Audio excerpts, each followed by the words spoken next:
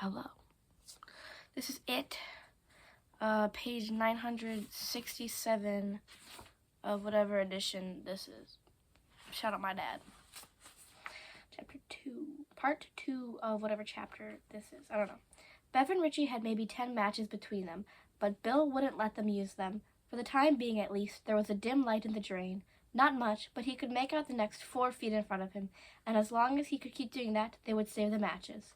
He supposed the little light that they were getting must be coming from the vents in the curbings over their heads, maybe even from the circular vents in manhole covers. Sorry. It seemed surprisingly strange to think that they were under the city, but of course by now they must be. The water was deeper now. 3 times dead animals had floated past. A rat, a kitten, a bloated, shiny thing that might have been a woodchuck. He heard one of the others mutter disgustingly as that baby cruised by. Crazy work, by the way. The water that they were crawling through was relatively placid, but that was going to come to an end fairly soon. There was a steady, hollow roaring not too far ahead. It grew louder, rising to a one-note roar. The drain elbowed to the right. They made the turn, and there were 3 pipes spewing water into their pipe. They were lined up vertically like the lenses of a traffic light. The drain dead-ended here. The light was marginally brighter. Bill looked up and saw they were in a square, stone-faced shaft about 15 feet high. There was a sewer grating up there, and water was sloshing on them and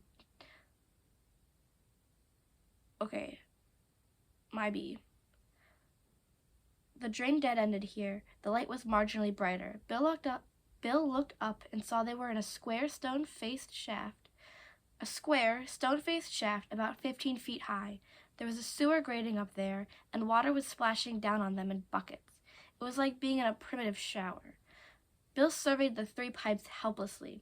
The top one was venting water, which looked almost clear, although there were leaves and sticks and bits of trash in it, cigarette butts, chewing gum wrappers, things like that. The middle pipe was venting gray water, and from the lowest one came a grayish-brown flood of slumpy sewage. Eddie floundered up beside him. His hair was plastered to his head. His cast his cast was a soaking, drippy mess. I don't know if you've ever broken your arm. Cannot get those fuckers wet. Anyways, which one? If you wanted to know how to build something, you asked Ben. If you wanted to know which way to go, you asked Eddie. They didn't talk about this, but they all knew it. If you were in a strange neighborhood and wanted to get back to a place you knew, Eddie could get you there, making lefts and right with undiminished confidence until you were reduced to simply following him and hoping that things would turn out right, which they always seemed to do. Bill told Richie once that when he and Eddie first began to play in the Barrens, he, Bill, was constantly afraid of getting lost. Eddie had no such fears, and he always brought the two of them out right where he said he was going to. If I got lost in the Haynesville woods with Eddie was with me, I wouldn't worry a bit, Bill told Richie. He just knows. My dad said some people, it's like they've got a compass in their heads.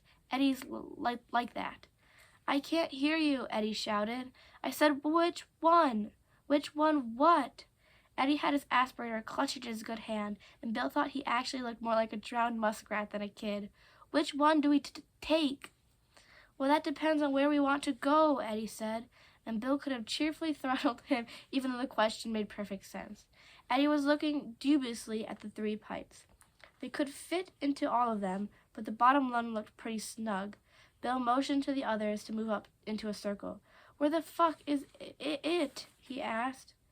Middle of town, Richie prompted. Right under the middle of town, near the canal. Beverly was nodding. So was Ben. So was Stan. Mike? Yes, he said. That's where it is, near the canal, or under it. Bill looked at Eddie. Which one? Eddie pointed reluctantly at the lower pipe, and although Bill's heart sank, he wasn't surprised at all. That one. Oh, gross, said Stan unhappily. That's a shit pipe. We don't, Mike began, and then broke off. He cocked his head in a listening gesture. His eyes were alarmed. What? Bill began, and Mike put a finger across his lips in a shh gesture. Now Bill could hear it too. Splashing sounds, approaching. grunts and muffled words. Henry still hadn't given up. Quick, Ben said. Let's go. Stan looked back the way that they came. Then he looked at the lowest of the 3 pipes. He pressed his lips tightly together and nodded. Let's go, he said. Shit washes off. Stan the man gets off a good one, Richie cried. Wacka wacka wacka. Richie, will you shut up? Beverly hissed at him. Bill led them to the pipe, grimacing at the smell, and crawled in. The smell, it was sewage, it was shit, but there was another smell here too, wasn't there? A lower, more vital smell. If an animal's grunt could have a smell, and Bill supposed if the animal in question had been eating all the right things, it could, it would be like this undersmell. We're headed in the right direction, all right. It's been here, and it's been here a lot. By the time they had gone 20 feet, all the air had lost my place, I'm sorry. By the time they had gone 20 feet, the air had grown rancid and poisonous. He squished slowly down, moving his stuff that wasn't mud. He looked back over his shoulder and said, You follow right behind me, Eddie. I need you. The light faded to the faintest gray, held that way briefly, and then was gone, and they were out of the blue and into the black. Okay, that was good. Bill shuffled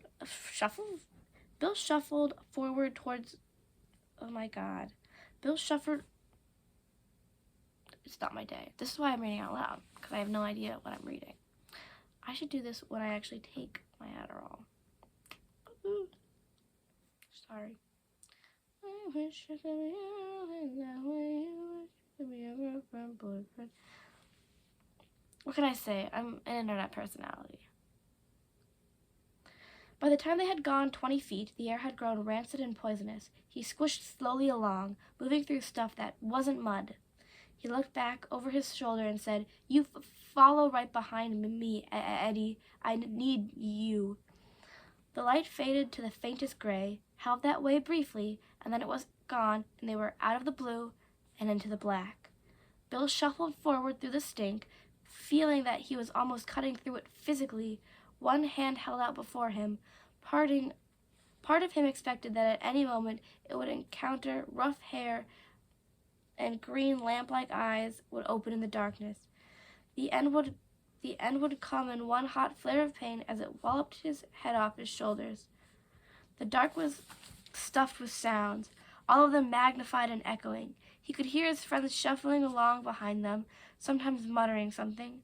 There were gurglings and strange clanking groans. Once a flood of sickeningly warm water washed past and right between his legs, wetting him to the thighs and rocking him back on his heels. He felt Eddie clutch frantically at the back of his shirt, and then the small flood slackened. From the end of the line, Richie bellowed with sorry good humor, I think we've just been pissed on by the Jolly Green Giant, Bill. Bill could hear water or sewage running in controlled bursts through the network of smaller pipes which now must be over their heads. He remembered the conversation about dairy sewers with his father and thought he knew what the pipe must be. It was to handle the overflow that only occurred during the heavy rains and during the flood season. The stuff up there would be leaving Derry to be dumped in a Torralt stream and the Penobscot River. Don't ask me how to say river names. I'm not here for that. None of us are. The city didn't like to pump its shit into the Kenduskeag because it made the canal stink. But all the so-called gray water went into the Kenduskeag. That is my bad.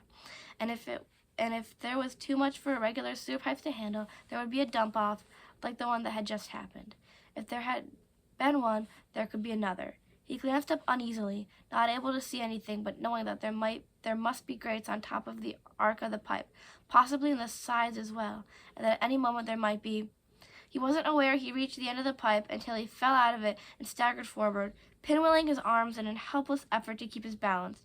He fell on his belly into a semi-solid mass about 2 feet below the mouth of the pipe he just tumbled out of. Something ran squeaking over his hand. He screamed and sat up, clutching his tingling hand to his chest, aware that a rat had just run over it. He felt the lonesome, plaited drag of the thing's hairless tail.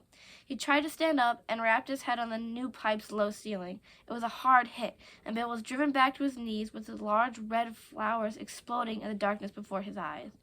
Be careful, he heard himself shouting. His words echoed flatly. It drops off here. Eddie, where are you? Here, one of Eddie's waving hands brushed Bill's nose. Help me out, Bill. I can't see. There was a huge, watery crash. Beverly, Mike, and Richie all screamed in unison. In the daylight, the almost perfect harmony of the three of them would have been funny. Down in the dark, in the sewers, it was terrifying. Suddenly, all of them were tumbling out. Bill clutched Eddie in a bear hug, trying to save his arm. Oh, Christ, I thought I was going to drown, Richie moaned. We got doused by, oh boy, a shit shower. Oh, great. They ought to have a class trip down here sometimes, Bill. We could get Mr. Carson to lead it, and Miss Jiminson could give a health lecture afterward, Ben said in a trembling voice. And they all laughed shrilly. As the laughter was tapering off, Stanley suddenly burst into miserable tears.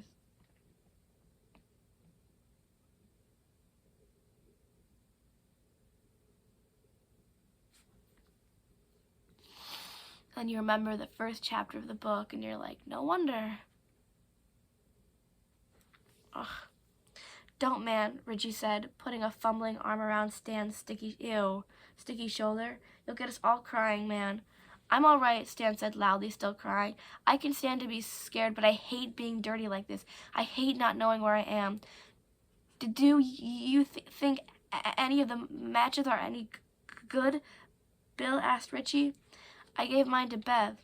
Bill felt a hand touch his in the darkness and press a folder of matches to it. They felt dry. I kept them in my armpit, she said. They might work. You can try them anyway. Bill tore a match out of the folder and struck it. It popped a light and he held it up. His friends were huddled together, wincing at the brief, bright flare of light. They were all splashed and daubed in an That's a lot of odd words. They were splashed and daubed in with Ordure, Ordure, and they all looked very young and very afraid. It's because they are. Behind them, he could see the sewer pipe they had come out of. The pipe they were now... Oh my God, I really can't read. The pipe they were in now was smaller still. It ran straight in both directions, its floor caked with layers of filthy sediment, and he drew in a quick hiss and shook the match out as it burned his fingers. Letting a match burn down to my fingertips just to feel something, anything. Buy that skin in Fortnite. Don't actually.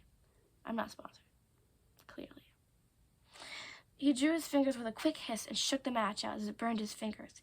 He listened and heard the sounds of running water, fast running water, dripping water, the occasional gushing roar as the overflow valves worked, sending more sewage into the Kenduskeag, which was now God only knew how far behind them. He didn't hear Henry and the others. Yet.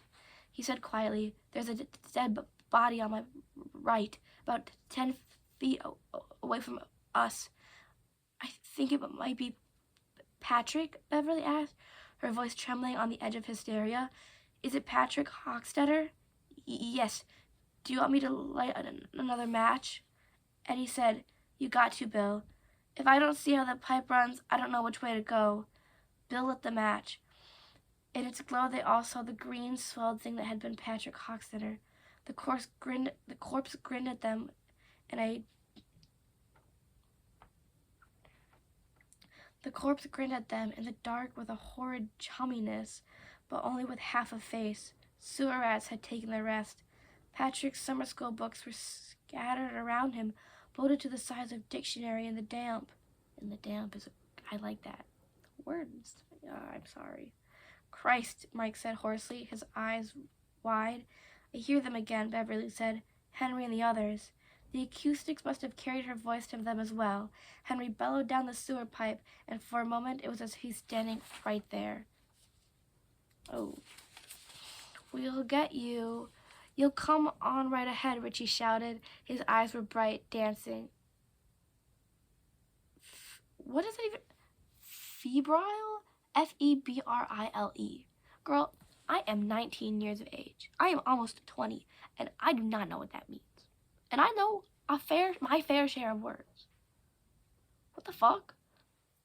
Anyways, keep coming, Banana Heels. This is just like at the YMCA swimming pool down here. Keep. Then a shriek of mad fear and pain came through the pipe. that the guttered match fell down from Bill's fingers and went out.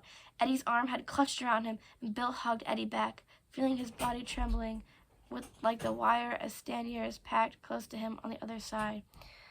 My committed viewers are going to hear you coming into the room.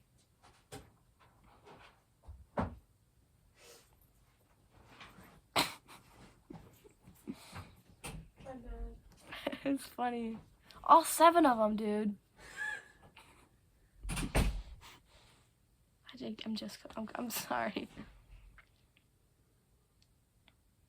Then with a shriek of such mad fear and pain came through the pipe oh my fucking God. Then a shriek of such mad fear and pain came through the pipe that the guttering match fell from Bill's fingers and went out. Eddie's arm had curled around him, and Bill hugged Eddie back, feeling his body trembling like a wire as Stanier patted close to him on the other side. That shriek rose and rose, and then there was an obscene, thick flapping noise, and the shrieking was cut off. Something got one of them, Mike choked, horrified in the darkness. Some monster. Bill, we got to get out of here, please. Bill could hear whoever was left, 1 or 2, with the acoustics it was impossible to tell, stumbling and scrabbling through the sewer pipe toward them.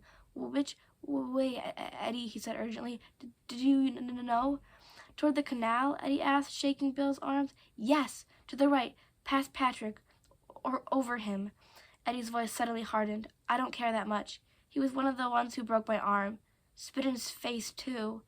Let's go, Bill said, looking back at the sewer pipe they had just quitted. Single line, keep a touch on each other like before.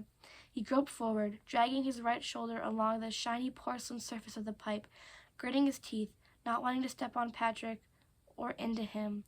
So they crawled further into the darkness while waters rushed around them, and while outside the storm walked and talked and brought an early darkness to Derry, a darkness that screamed with wind and shuddered with electric fire and racketed with falling trees that sounded like death cries of huge prehistoric creatures. That ends part 2 of that chapter. LOL.